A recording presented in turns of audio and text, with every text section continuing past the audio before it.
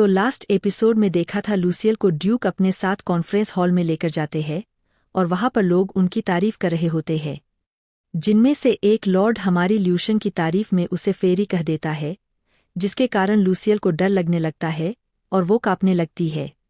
Duke देखकर उसको शांत करता है, जिसे लूसियल को काफी ज्यादा अच्छा लगता है। और अब आगे की कहानी। ड्यूक कहता है, कॉन्फ्रेंस हॉल में सभी से बहुत हो गया, बस फालतू बातों को साइड करते हैं और हमारी मीटिंग को शुरू करते हैं। वहां पर एक लॉर्ड कहता है, मैंने सुना है कि मिस लूसियल को फ्यूचर देखने की शक्ति मिली है अपने सपनों में।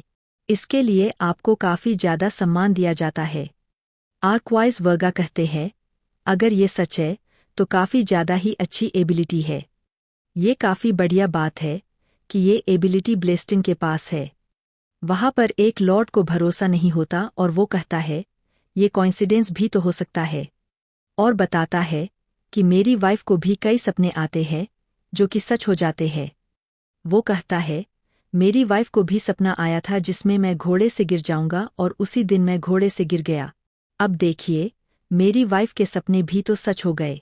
इसके जवाब में लूसियल कहती है, इस बात से कुछ ज्यादा फैमिलियर नहीं हूं आपके पर्सनल मैटर से, पर अगर वो बात ब्लेस्टिंग के लिए है तो मैं इस बारे में थोड़ी बहुत इन्फॉर्मेशन जरूर दे सकती हूं।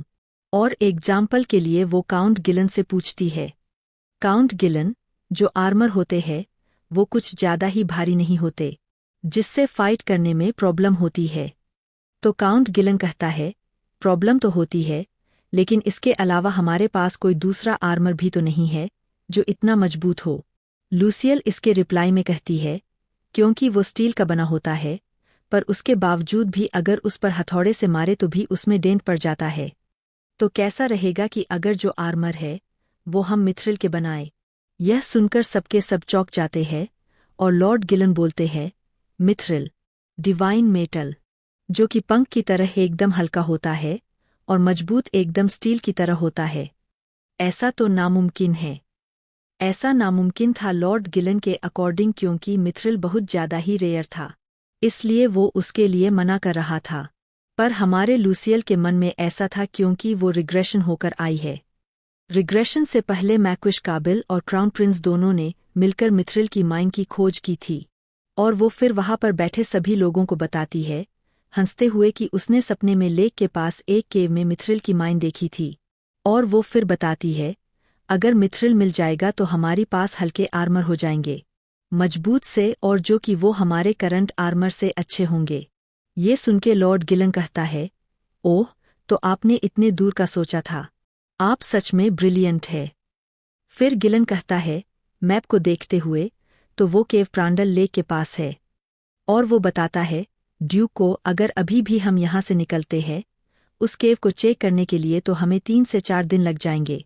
ड्यूक भी गिलन को मिशन की कमान देते हैं, एक तरह से उसका लीडर बना देते हैं कि वो जाएगा सिपाहियों के साथ और वहां पर जाकर चेक करेगा कि वहां पर मिथ्रिल की माइन है या नहीं। गिलन भी खुशी के साथ कहता है, आपका शुक्रिया मैजेस्टी, मुझ पर ट्रस्ट करने के लिए।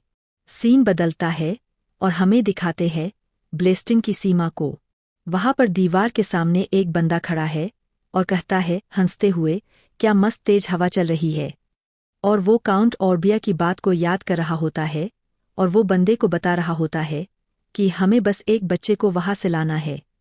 और वो लूसियल का पूरा डिस्क्रिप्शन उसे दे देता है, यानी कि एक सिंगल लाइन में कहूँ तो वो लूसियल को अगवा करने के लिए उसे भेजता है।